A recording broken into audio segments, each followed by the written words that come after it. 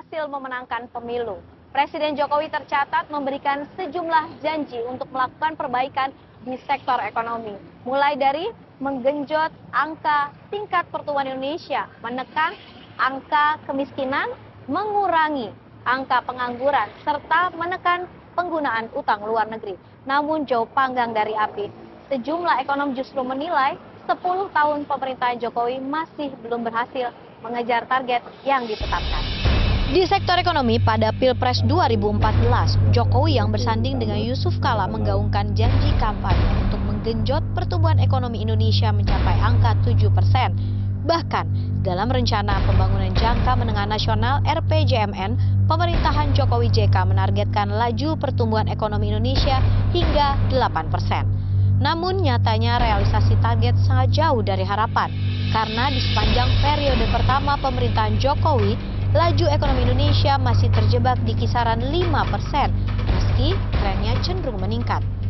Data Badan Pusat Statistik BPS mencatat pada 2015, pertumbuhan ekonomi Indonesia hanya tumbuh 4,79%, kemudian naik ke posisi 5,02% pada 2016. Serta 5,07% pada 2017. Tren kenaikan berlanjut di 2018 dengan angka 5,17%, namun kembali turun ke angka 5,02% di tahun 2019.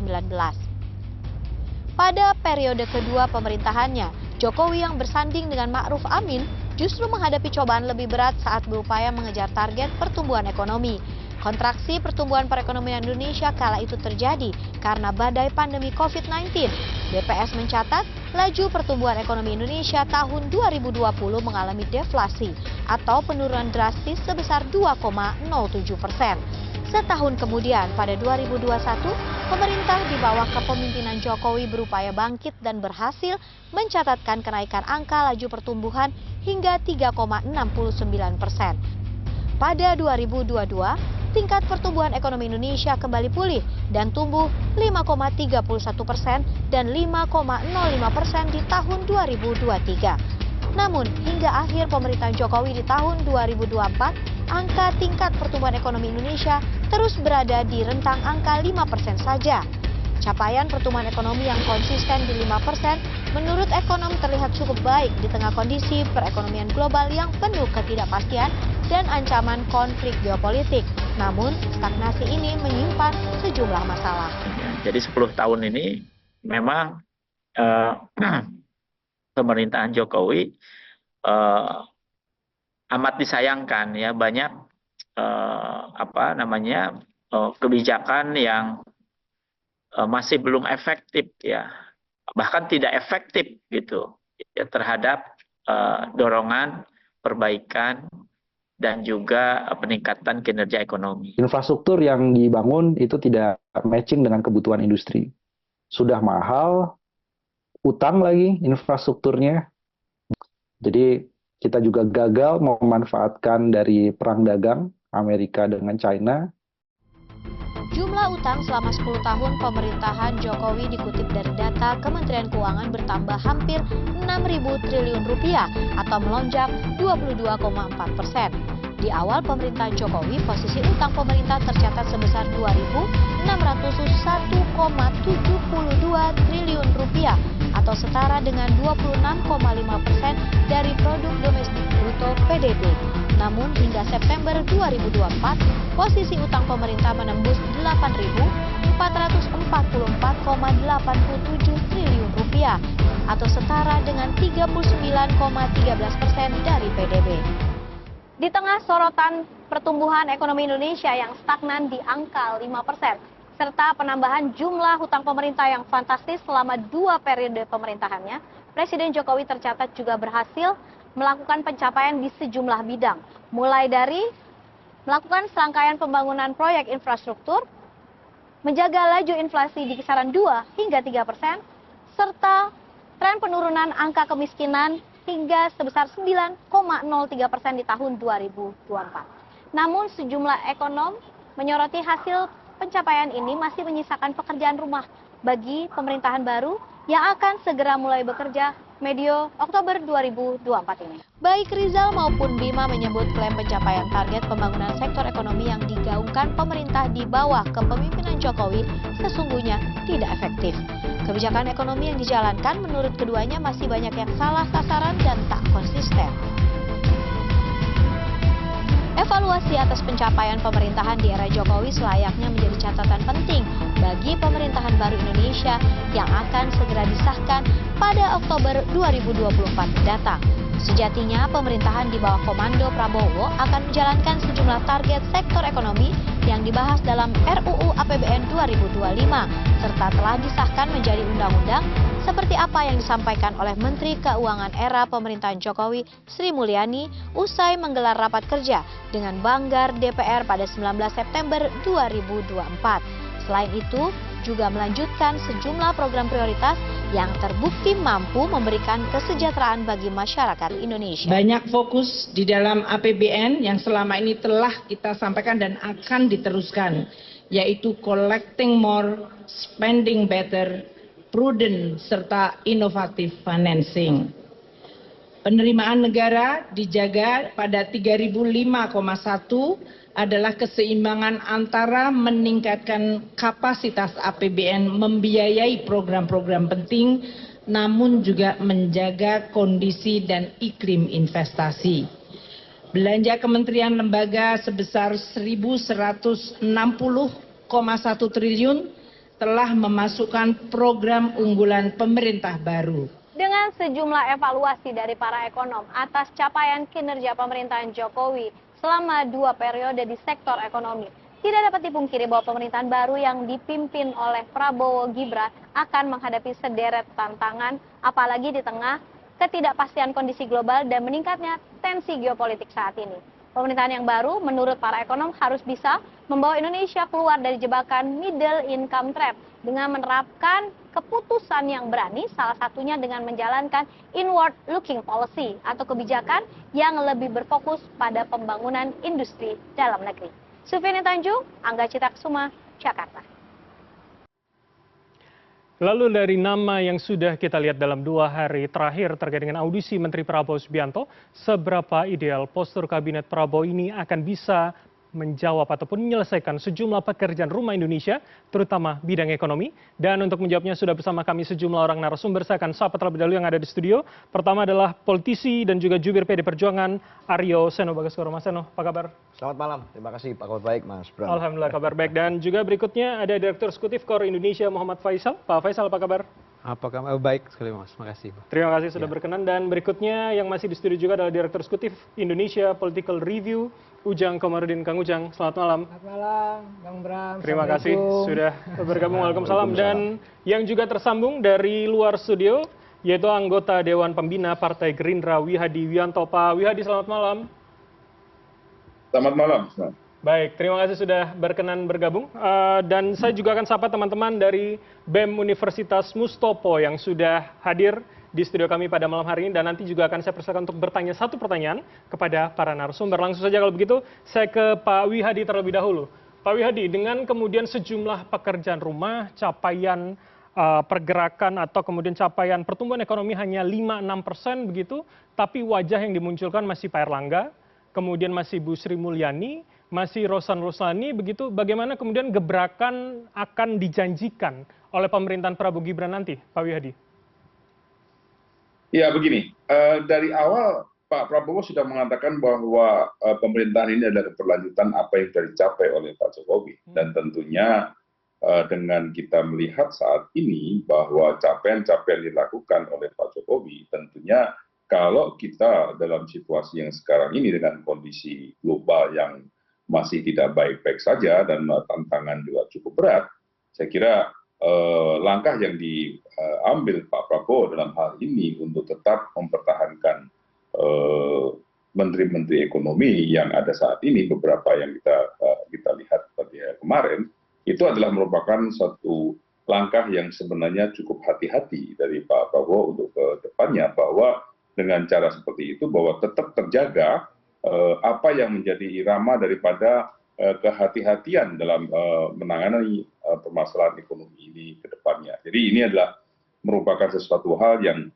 bukan gampang kita lihat, tapi ini justru memberikan kehati-hatian. Dan disinilah kehati-hatian ini bahwa kita tidak begitu mengganti semua, tetapi kita melihat bahwa kita mengefektifkan yang sudah ada ini, dan kita melihat bahwa memang situasi ini kan tidak secara domestik, tidak secara domestik saja, tetapi kan secara internasional kita melihat tantangan yang lebih berat ke depan. Oke. Pak Wihadi, ini yang juga menarik. Di hari ini kami paling tidak melihat ada 3 calon wakil Menteri Keuangan, begitu. Ada Mas Tommy atau Mas Thomas, ada Suhasil, dan juga Pak Anggito Abimanyu yang akan memperkuat wakil menteri menjadi 3, dianggap 3 in 1 begitu, atau 3 musketeers begitu tadi disebutkan. Nah ini kemudian seberapa itu menjadi penambah keyakinan untuk masyarakat bahwa permasalahan juga akan selesai, termasuk kemudian angka kelas menengah yang juga semakin mengecil dibandingkan 2019 lalu, begitu Pak Wihadi? Ya, ini adalah justru kalau kita melihat fokus daripada Kementerian Keuangan, kalau kita lihat dengan wamennya yang ada 3 wamen, tentunya tugas-tugas dari wamen itu kan jelas dan lebih fokus.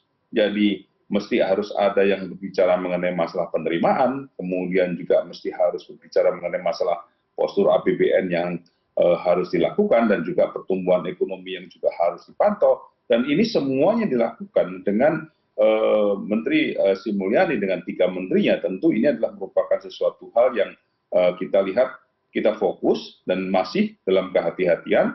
Dan inilah yang kita lihat bahwa Pak Prabowo sangat memperhitungkan ke depannya bahwa dengan adanya 3 menteri ini tentunya diharapkan pekerjaan-pekerjaan dan fokus-fokus daripada pekerjaan untuk pertumbuhan ekonomi dan juga pendapatan dan pendapatan negara itu menjadi sesuatu lebih yang kita lihat bahwa masyarakat tentunya menginginkan adanya pertumbuhan ekonomi, dan pertumbuhan ekonomi tidak hanya kita bicara mengenai masalah pendapatan atau golongan menengah yang sudah mulai menurun dan segala macam, tapi kita kan harus ada memberikan solusi ke sana.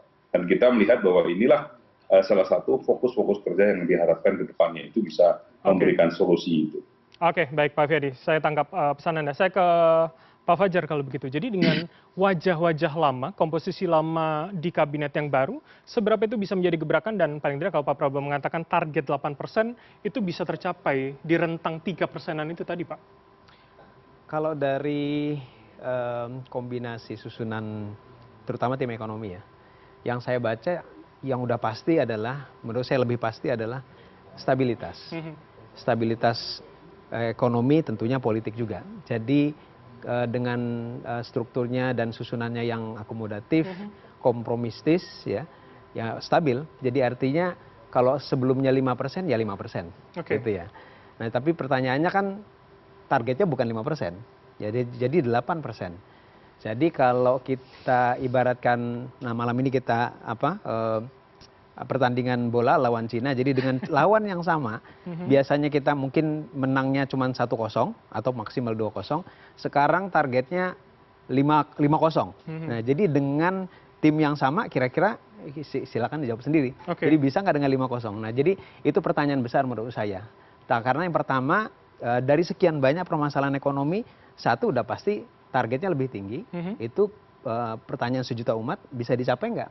Nah, kalau bisa dicapai dengan tim yang lama, ya, dan juga dengan kombinasi yang baru nggak? Lalu dengan susunan tim kabinet yang lebih gemuk, bisa tercapai atau tidak? Gitu. Apalagi tadi yang ditanyakan juga masalah existing problems, yaitu masalah penurunan kelas menengah. Nah, dan penurunan kelas menengah, jadi alih-alih sebetulnya ada target yang lebih tinggi, menyelesaikan permasalahan yang ada saja. Nah ini kan berarti ada effort yang lebih harus dilakukan ya. Jadi artinya kalau dengan tim yang sebagian tim yang lama berarti kan ada extra effort begitu ya. Nah extra effortnya ini apa gitu? Karena kalau satu hal misalnya ya, untuk menyelesaikan masalah saat sekarang saja penurunan kelas menengah, paling tidak yang harus dilakukan langkah pertama adalah mengakui bahwa sekarang ini kita ada permasalahan penurunan kelas menengah, bahwa setelah pandemi ada penurunan income, ya, ada penurunan dari sisi wage gain dan perubahan struktur tenaga kerja yang harus diselesaikan. Ya. Nah, tapi kalau pengakuan saja tidak, ya, itu pengakuan saja bahwa wah makroekonomi masih baik-baik saja gitu, bagaimana bisa menyelesaikan gitu. Karena yang diharapkan justru adalah pengakuan dan kita akan mencoba menyelesaikan permasalahan ini segera. Strateginya seperti apa? Kan seperti itu. Tapi kalau dengan komposisi Wamenku yang cukup banyak, ada nama Panggito nanti di sana, Anda melihatnya bagaimana, Pak Faisal? Yang sudah jelas adalah dengan tambahan personil, tambahan nomenklatur juga, ya beban APBN pasti lebih besar ya. Nah itu yang tidak pasti menurut saya. Ya, jadi dengan beban APBN yang lebih besar untuk membiayai penambahan jumlah nomenklatur, bagaimana pertanyaannya adalah efektivitas untuk bisa mencapai kinerja yang lebih baik. Karena kalau dari si efisiensi udah jelas lebih tidak efisien dibandingkan yang lama. Karena ada. Sekarang oke lah kalau lebih tidak efisien harusnya lebih efektif dong. Nah kalau ini efisien sudah tidak, efektif juga tidak, terus apa? Gitu. Baik, itu kita tanyakan ke Pak Wiyadi kalau begitu. Jadi soal efektivitas begitu Pak, itu apa yang kemudian menjadi jaminan bahwa dengan postur yang lebih besar, kemudian ada beberapa pemecahan misalkan seperti Kementerian Penerimaan Negara yang kemudian keluar dari Kemenku, itu seberapa kemudian ya paling tidak logika itu publik bisa menerima begitu Pak? Saya rela dikit ya, tidak ada Kementerian Penerimaan Negara yang keluar dari Kementerian Keuangan, itu tidak ada ya. Jadi kita katakan tadi bahwa Menteri Keuangan dengan 3 menteri, kan? Nah, tapi mempunyai tugas masing-masing di dalam hal ini. Nah, kemudian kalau kita melihat apa yang disampaikan tadi mengenai efektivitas, mengenai masalah bagaimana ketakutan daripada efektivitas kinerja daripada kabinet ke depan, justru kalau kita lihat dengan kehati-hatian, kita melihat apakah dengan mengganti tim itu tidak menimbulkan instabilitas. Itu kan sesuatu hal yang kita lihat bahwa ini suatu gambling yang bisa terjadi. Justru kita melihat dari sini bahwa karena dengan adanya kestabilan yang sudah ada, kita mengefektifkan kestabilan yang ada itu. Jadi kalau dikatakan bahwa harus mengganti timnya, belum tentu mengganti tim itu tidak menimbulkan justru menjadi instabil. Ini kan sesuatu hal yang justru mengambil suatu resiko dalam hal ini. Jadi artinya ada jaminan bahwa tim yang sudah ada lebih mengenal begitu ya, dan harapannya saya kira sudah minimal sudah dengan kondisi yang sekarang sudah stabil dengan sekarang, dan perlu sekarang justru yang sudah stabil ini diefektivitaskan, diefektifkan untuk pekerjaannya lagi. Nah, satu hal lagi kalau kita lihat tadi ketakutan mengenai masalah adanya pembengkakan APBN, postur APBN itu sudah kita selesaikan di tahun 2024 ini untuk 2025. Dan di situ bahwa postur anggaran yang ada dan kementerian-kementerian pemecahan kementerian itu tetap kepada anggaran yang ada, hanya diefektifkan. Justru di sini masyarakat akan melihat bahwa dulu ada kementerian yang terlalu gemuk sehingga tidak efektif, tidak bisa bekerja dengan maksimal. Justru dengan dilakukan pemecahan kementerian itu akan lebih efektif, dan kalau lebih efektif tentunya anggaran yang sudah ada yang disetujui itu kan bisa dibagi lebih efektif lagi. Jadi saya kira ketakutan-ketakutan yang diberikan itu kepada masyarakat itu jangan kita membuat satu fobi kepada masyarakat dengan adanya hal-hal seperti itu. Yang ada bahwa sudah jelas bahwa kita sudah memperhitungkan hal-hal itu, dan kita ingin lebih efektif dengan adanya pemecahan, dan juga kita melihat bahwa tidak memengaruhi daripada postur anggaran kita. Itu menjadi jaminan begitu ya. Saya ke Mas Seno kalau begitu. Jadi Mas Seno, Anda melihat bagaimana dengan komposisi yang sekarang, dengan tim yang sudah ada, tidak perlu terobosan, ya stabilitas saja yang penting, itu menjadi optimisme bagi pemerintahan ke depan? Ya itu pilihan Mas buat saya. Artinya ada yang boleh memilih, ada mengambil banyak terobosan, bisa juga mengambil jalan untuk keberlanjutan. Kalau kita melihat dari narasi kampanye Pak Prabowo Gibran kemarin, itu kan memang lebih berpihak kepada keberlanjutan. Artinya berbagai persoalan kemarin, ya cara metode solusinya ya dilanjutkan dengan cara-cara kemarin. Maka bukan menjadi hal yang terlalu mengejutkan kalau ada komposisi nama-nama lama yang muncul. Malah sebetulnya dengan ditampilkannya para calon menteri hari ini dan kemarin, itu artinya memberikan ruang pada publik untuk melakukan uji publik dalam tanda kutip ya, sebelum dilakukan pelantikan resmi terhadap rekam jejak dari masing-masing menteri ini. Tentunya menjadi menarik untuk melihat bahwa beberapa catatan yang penting untuk disampaikan adalah persoalan dari kabinet pemerintahan Pak Jokowi kemarin, saya rasa Pak Prabowo perlu belajar dari Pak Jokowi bahwa jangan sampai kabinet yang dibentuk besok menjadi kabinet coba-coba dalam tanda kutip. Artinya kita melihat ada tren itu kan, dalam 1 tahun sekali terjadi ada namanya reshuffle. 2 tahun kemudian pergantian lagi. Sehingga tentu kalau bicara efektivisasi kerja selama 5 tahun, menjadi satu catatan, apakah mampu untuk menjadi betul-betul efisien, kerja seorang menteri pada saat itu diganti beberapa tahun sekali. Nah, dalam melihat komposisi nama-nama kandidat calon menteri hari ini dan kemarin, kita melihat kan ada beberapa cukup banyak ya, apalagi hari ini, nama-nama baru misalnya, yang belum pernah berada di dalam kursi pemerintahan sebelumnya. Kita melihat Mas Raffi Ahmad, kita melihat Gus Miftah, dan banyak nama-nama yang lain. Apakah kami meragukan bahwa beliau-beliau ini bisa bekerja sesuai kompetensinya? Mungkin juga kita masih belum tahu, ada waktu untuk menguji. Tetapi harus menjadi warning bahwa saya rasa keberlanjutan kabinet, keutuhan nama-nama ini untuk bisa diberi ruang terbaik bekerja selama 5 tahun penting. Maka dari itu nama-namanya nggak boleh sembarangan dan hari ini publik bisa ikut menilai. Dan artinya yang penting adalah tidak bongkar pasang beberapa Tidak bongkar pasang, tidak coba-coba, itu yang penting. Ya. Pelajaran dari pemerintahan sebelumnya. Oke, baik. Saya kembali lagi ke Pak Faisal kalau begitu. Kalau menurut Anda kemudian ya tidak perlu terobosan dulu, tapi menstabilkan yang ada. Tapi bagaimana dengan soal hutang? Ini kami mencatat kemudian BI mencatat utang luar negeri Indonesia per 1 Agustus adalah 425 miliar dolar Amerika. Bagaimana itu akan menjadi hambatan pula untuk program-program yang sudah dicanangkan Prabowo Gibran? Ya, Justru itu. Jadi dengan kondisi tantangan ekonomi termasuk juga kondisi fiskalnya, berarti kan memang perlunya terobosan, nggak bisa stabilitas, nggak bisa aman aja. Ya, jadi aman itu penting. Tadi kan keywords yang disampaikan Bu Sri Mulyani juga adalah inovatif, prudent, tapi inovatif juga, gitu ya. Jadi prudent ya, itu karena itu yang menjadi sorotan pasar, investor ketika misalkan ada Pak Prabowo statementnya bahwa kita harus tumbuh sekian, kita harus defisitnya harus dilebarkan, gitu ya. Nah, tapi pada saat yang sama juga untuk capai 8% nggak bisa hanya hati-hati, gitu kan. Nah, jadi masalahnya kan targetnya 8% gitu loh. Nah, jadi kalau ngomongnya ya kita berlanjut targetnya 5% seperti yang lama, nah itu kan beda cerita. Nah, apalagi dengan masalah tadi utang ya. Karena untuk membiayai supaya permasalahan ekonomi yang ada, penurunan kelas menengah, sampai kepada 8%, kan ada intervensi APBN, ya, ada intervensi fiskal. Nah, jadi harus ada effort yang keluar, terutama ya walaupun tidak semua intervensi itu dalam bentuk keluar uang, tapi juga ada bauran kebijakan yang lain. Nah, tapi paling tidak itu yang salah satu yang dibutuhkan. Nah, dengan tantangan yang lebih besar, kebutuhan untuk belanja yang lebih besar, bagaimana supaya kesehatan fiskal dari sisi defisitnya itu terjaga, karena tadi permasalahan utangnya kan sekarang sudah besar sekali, gitu ya. Jadi artinya begini, untuk mencapai target yang lebih besar, pada saat yang sama juga menekan dari sisi utangnya, dari sisi defisitnya. Nah, ini kan berarti kan dua pekerjaan yang tidak gampang ya, karena dua-duanya tapi harus bersamaan begitu. Nah, itu. Jadi itu utama. Jadi mana yang lebih prioritas? Artinya inovasi yang kemudian didahulukan atau kemudian menstabilkan dulu yang ada hari ini? Ya, sebetulnya memang kalau untuk mau mencapai target yang lebih tinggi juga tidak instan, ya. Tidak instan, dan salah satunya adalah stabilitas. Nah, tapi yang kita tidak inginkan memang tidak stabil saja terus-menerus gitu. Dari awal, apalagi kalau cuma waktunya 5 tahun gitu ya.